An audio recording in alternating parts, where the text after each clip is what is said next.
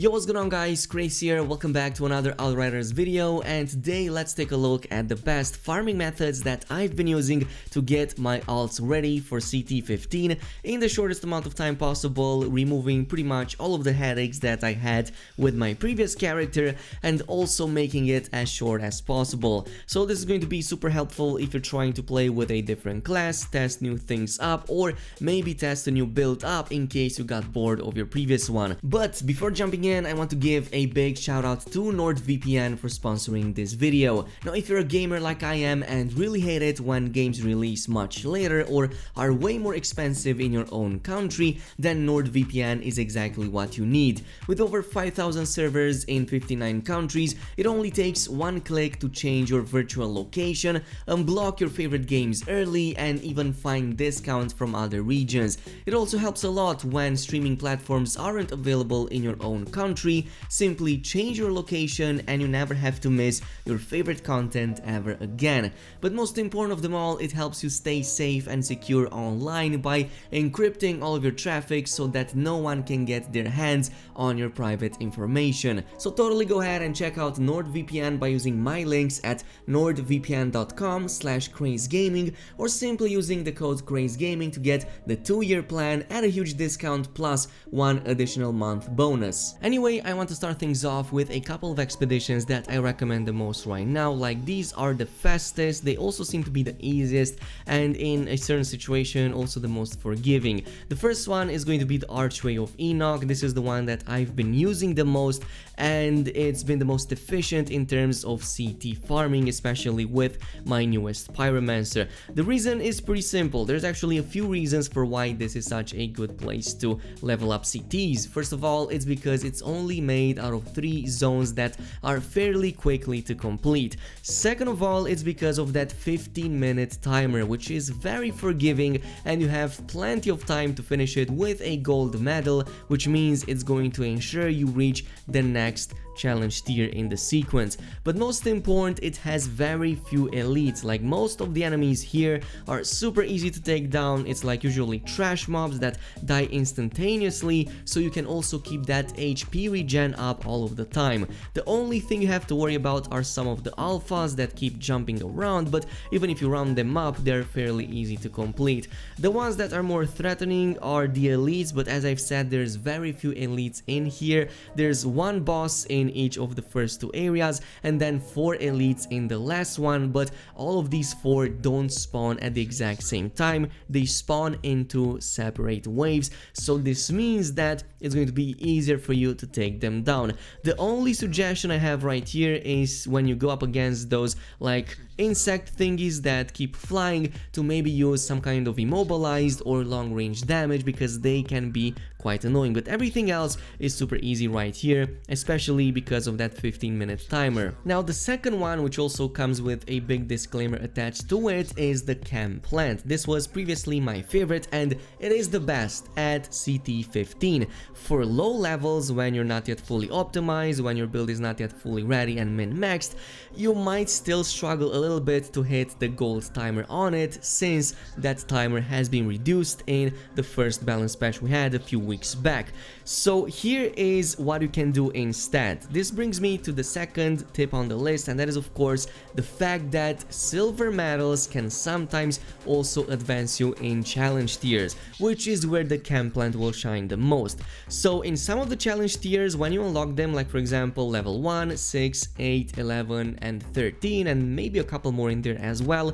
you will notice that the next one that you unlock after them, you're going to be able to also unlock them with a silver medal. In very few situations even with a bronze, but that's usually reserved for the first 1 to 5 challenge tiers, so that's not really important. But yes, silver medal means that now Chem Plant in these situations just became the best expedition for you. It's not that the Chem Plant is more difficult than the Archway, it's actually easier, but it was that timer that was constraining us. But because these levels don't require a gold medal anymore, just a silver one, now it's way easier for you to do this. That's why I would use the Archway of Enoch in order to go through the regular levels when it's fully required for you to complete it with a gold medal, and then switch to the camp land when the silver medals are enough to advance. So switch between these two and you should have no problem with advancing in CTs in no time. But moving on to number 3, this is going to be all about sending money the most efficient way to your alts to get them ready for higher challenge tiers, especially because freshly leveled up alts don't have too much money at hand, even more so titanium, and even less so some of those shards that can be super helpful to level them up and make their builds better so that they can level up the challenge tiers better. And the first one is going to be Tiago. I always buy up his entire stash of legendaries as soon as it resets. For those of you who are unaware, Tiago will reset his entire legendary stash every week, so you can buy it out outright. I especially do this on characters that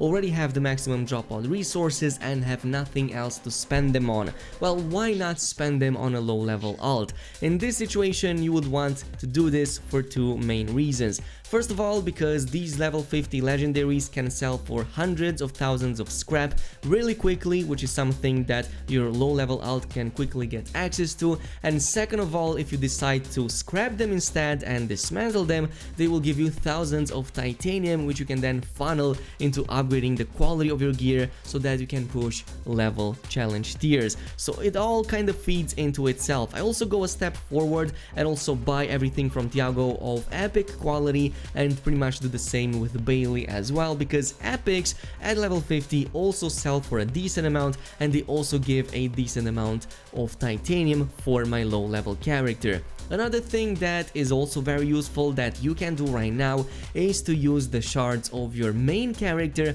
onto your low level one, and there's one simple trick in which you can do this. Simply get a piece of gear with a desirable stat, like for example anomaly power or bonus firepower depending what your low level alt is using, upgrade that, maybe even get like a few more items and upgrade those as well with that stat, and when you send that item back, be it level 50 or lower level, your low level alt can dismantle that and get all of those shards back, which in most of the cases would be between 800 to 1000 of those specific shards, which means one fully upgraded item or maybe even a little bit more. But yeah, this brings us to the final point on the list, and that is going to be by far the best method that I've been using to get my alts through the challenge tiers in the fastest amount of time, and that is of course by using my high level character to farm gear for my low level character. And I know what you mean, what does that even sound like how does it even look like, because it sounds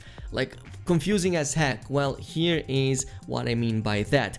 You can actually use a level 50 CT15 main character to farm low level gear, because it's going to be way faster for you to farm at a lower challenge tier than your current maximum. So let's say for example you're pushing like 48, 49 and getting ready for 50. Well, you can use an already established level 50 character to go into those levels, like maybe 48 or 49 depending which of these your alts is using. Farm for that, you're going to be way faster, way more efficient, you're going to complete it in a way shorter amount of time, and then once that is all done, you can send all of that back to that secondary character. As a matter of fact, from 48, 49 and even 50, I'm not even farming with my alt character anymore for the gear that it needs. I'm doing it from my maximum character that I already have established, because that character is doing it way faster. And I know what your next question is going to look like. How is this going to even work if your other alt is going to get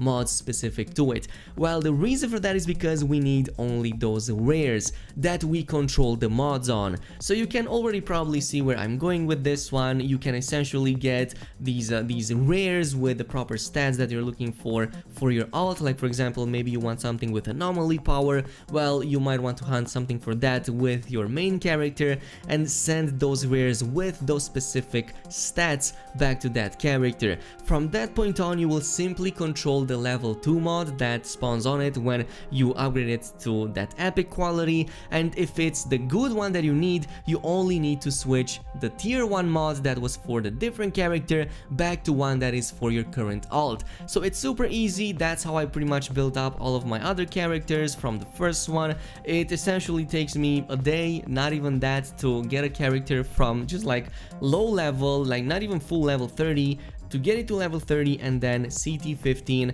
in no more than a day. Let's just say 2, depending if you take breaks and whatnot. You can even bring this one step forward, by the way, especially if you find some really awesome low level legendaries on your alt but can't continue using them as you progress through the CTs because you don't have enough dropout resources to, well, farm and put into them, but your max level does, and why not again spend it on it since you don't have anything else to do with it. So this was one of the other things that I was doing. I was leveling up these low level items of legendary quality that I got on my low level character, and even brought some of them all the way up to 48, 49, and in some occasions 50, especially with some of the Akari set that I got a few pieces of at a very low level but I did not want to discard. So again, combine all of these 4 to 5 methods that I've been using, you're going to be able to much easily upgrade your alts and get them ready in no time, especially